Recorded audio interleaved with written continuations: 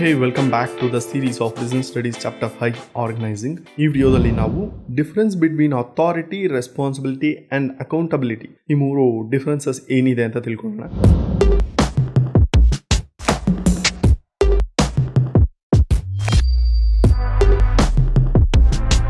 By the way, as you all know, OBC channel ಇದು. Subscribe ಆಗಿಲ್ಲ ಅಂದರೆ ಹಾಕ್ಬಿಡಿ. ಓಕೆ, ಸ್ಟಾರ್ಟ್ ಮಾಡೋಣ. ಯೂಶಲಿ ನಾವು ಹೇಗೆ ಡಿವೈಡ್ ಮಾಡ್ತೀವಿ ಅದೇ ಥರ ನಾವು ಡಿವೈಡ್ ಮಾಡ್ತಾ ಇದ್ದೀವಿ. ಬೇಸಿಸ್ ಅಥಾರಿಟಿ, ರೆಸ್ಪಾನ್ಸಿಬಿಲಿಟಿ ಮತ್ತು ಅಕೌಂಟಬಿಲಿಟಿ ಮೂರನ್ನು ಅದರದ್ದೇ ಆದಂಥ ಬೇಸಿಸ್ ಮೇಲೆ ಡಿವೈಡ್ ಮಾಡ್ತಾ ಇದ್ದೀವಿ. So first of all meaning, authority meaning ಹೇಳೋದಾದರೆ ರೈಟ್ ಟು ಕಮ್ಯಾಂಡ್ ಅಂತ, ಒಂದು ಆರ್ಡರ್ ಮಾಡೋಕ್ಕೆ ಅಧಿಕಾರ ಇರುವಂಥ ಅಥಾರಿಟಿ ಅಂತ ಹೇಳ್ತಾರೆ. ರೆಸ್ಪಾನ್ಸಿಬಿಲಿಟಿ ಮೀನಿಂಗ್ ಹೇಳೋದಾದರೆ obligation to perform and assign task, ಕೊಟ್ಟಿರೋವಂಥ ಡ್ಯೂಟಿನ ಕಂಪ್ಲೀಟ್ ಮಾಡೋದು ರೆಸ್ಪಾನ್ಸಿಬಿಲಿಟಿ, ಮಾಡಬೇಕು, ನಾವು ಮಾಡಲೇಬೇಕು ಅನ್ನೋದು ರೆಸ್ಪಾನ್ಸಿಬಿಲಿಟಿ. ಅಕೌಂಟಬಿಲಿಟಿ ಹೇಳೋದಾದರೆ ಅದಕ್ಕೆ ಮೀನಿಂಗ್ ಹೇಳೋದಾದರೆ ಕೊಟ್ಟಿರುವಂಥ ಒಂದು ಕೆಲಸಕ್ಕೆ ಆನ್ಸರಬಲ್ ಆಗಿರ್ತೀವಿ, ಅದಕ್ಕೆ ನಾವು ಉತ್ತರ ಕೊಡೋರಾಗಿರ್ಬೇಕು. ಈ ಥರ ಕೆಲಸ ಆಗಿದೆ, ಈ ಥರ ರಿಸಲ್ಟ್ ಬಂದಿದೆ, ಈ ಸತಿ ಕರೆಕ್ಟ್ ಆಗಿದೆ, ತಪ್ಪಾಗಿದೆ, ಅರ್ಧ ಮುಗ್ದಿದೆ, ಈ ಥರ ಒಂದು ಅಕೌಂಟಬಿಲಿಟಿ. ಸೊ ಇದು ಒಂದು ಮೀನಿಂಗ್. ನೆಕ್ಸ್ಟು ಬೇಸಿಸ್ ಹೋಗೋದಾದರೆ ಡೆಲಿಗೇಷನ್ ಅಂದರೆ ಟ್ರಾನ್ಸ್ಫರ್ ಮಾಡೋದು. ಸಬಾರ್ಡಿನೇಟ್ಗೆ ಟ್ರಾನ್ಸ್ಫರ್ ಆಗುತ್ತಾ ಇಲ್ವಾ ಅಂತ.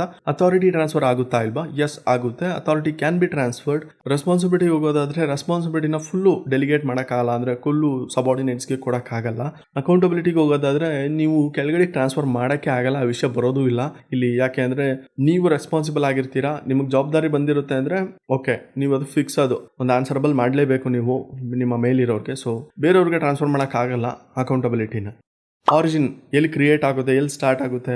ಅಥಾರಿಟಿ ಎಲ್ಲಿ ಕ್ರಿಯೇಟ್ ಆಗುತ್ತೆ ಅಂದರೆ ಅವ್ರ ಪೊಸಿಷನಿಂದ ಕ್ರಿಯೇಟ್ ಆಗುತ್ತೆ. ಸೊ ರೆಸ್ಪಾನ್ಸಿಬಿಲಿಟಿ ಎಲ್ಲಿ ಕ್ರಿಯೇಟ್ ಆಗುತ್ತೆ ಅಂದರೆ ಯಾವಾಗ ಅಥಾರಿಟಿನ ಡೆಲಿಗೇಟ್ ಮಾಡ್ತೀವಿ ಅಲ್ಲಿ ರೆಸ್ಪಾನ್ಸಿಬಿಲಿಟಿ ಕ್ರಿಯೇಟ್ ಆಗುತ್ತೆ. ನಿನ್ಗೆ ಕೆಲಸ ಕೊಡ್ತಾ ಇದ್ದೀನಿ, ಇದು ಮಾಡು, that is called responsibility. Authority ಕೊಟ್ಟಿರ್ತಾರೆ, ರೆಸ್ಪಾನ್ಸಿಬಿಲಿಟಿ ಕೊಟ್ಟಿರ್ತಾರೆ, ಆ ರೆಸ್ಪಾನ್ಸಿಬಿಲಿಟಿ ಅಥಾರಿಟಿ ಜೊತೆಗೆ ಬಂದ್ಬಿಟ್ಟಿರುತ್ತೆ. ಸೊ ಅಲ್ಲಿ ಕ್ರಿಯೇಟ್ ಆಗುತ್ತೆ. ಅಕೌಂಟಬಿಲಿಟಿ ಎಲ್ಲಿ ಕ್ರಿಯೇಟ್ ಆಗುತ್ತೆ ಅಂದರೆ ರೆಸ್ಪಾನ್ಸಿಬಿಲಿಟಿ ಬಂತ, ಅಕೌಂಟಬಿಲಿಟಿ ಅದರಿಂದನೇ ಫ್ರೆಂಡ್ ಥರ ಬಂದಿರುತ್ತೆ ಅಂತ ಅದು. ಸೊ ಅಲ್ಲೇ ಕ್ರಿಯೇಟ್ ಆಗುತ್ತೆ ಅದು.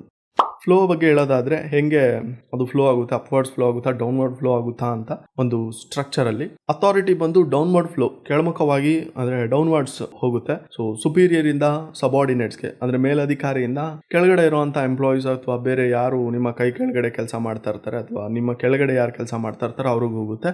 ರೆಸ್ಪಾನ್ಸಿಬಿಲಿಟಿ ಏನಾಗುತ್ತೆ ಅಂದರೆ ಮೇಲ್ಗಡೆ ಫ್ಲೋ ಆಗುತ್ತೆ.